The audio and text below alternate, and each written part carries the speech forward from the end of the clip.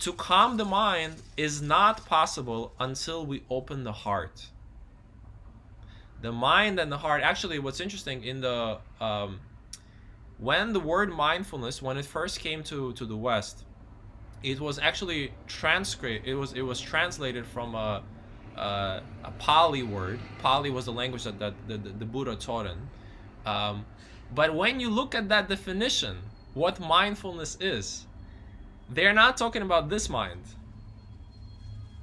They're talking about this mind. Mindfulness actually meant heartfulness. You see? When they were talking about mindfulness, they actually meant heartfulness. They meant feeling. They meant feeling with the heart in such a way that you could be with the actual nature of things. So like if we're in a beautiful forest, if we're in a nature trail, it's about feeling the nature. It's about being one with nature, becoming so calm, so undisturbed in the lake of our heart that we can literally feel the vibrations of life around us. We can let these life vibrations come through and bubble up through this body, using this as a vehicle, so we can become one with that life force that's around us. You see, that is that manifestation of oneness. And the same thing as we're moving in life, as we're going and about all of our duties, as we're speaking with people, what is it like to open our hearts that we can trust that wherever we are, your consciousness, it's there to always help you. God is always there to help you. God is always trying to manifest and bubble up through all the channels possible. What is it like to open our hearts and trust in such a way that wherever we are, whatever we know or don't know, we can feel His presence and allow Him to manifest through our hearts so we can become one with Him?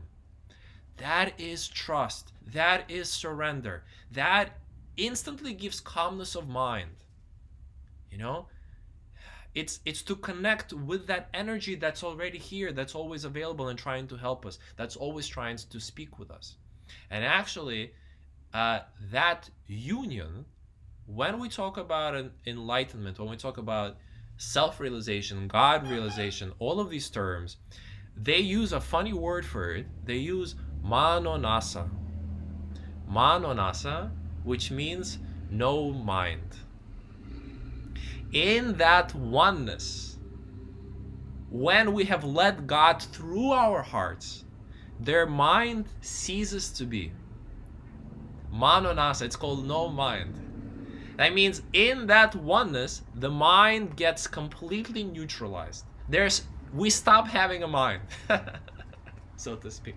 So what does that mean? That means we stop having our separate thoughts, which everybody up to this point was the only tool that was available to us to get around the world and to make things happen. You see? So it's a tool. It's an evolutionary phase. We need this at a certain time. You know, first it was just pure instincts, which is just living by instincts. I'm not thinking at all. Then it's like, okay, let me help my instincts. Let me start to get around by thinking, by planning, and so on. This is very necessary. And then above that is we want to get to surrender to God, where we have realized that God is the actual reality.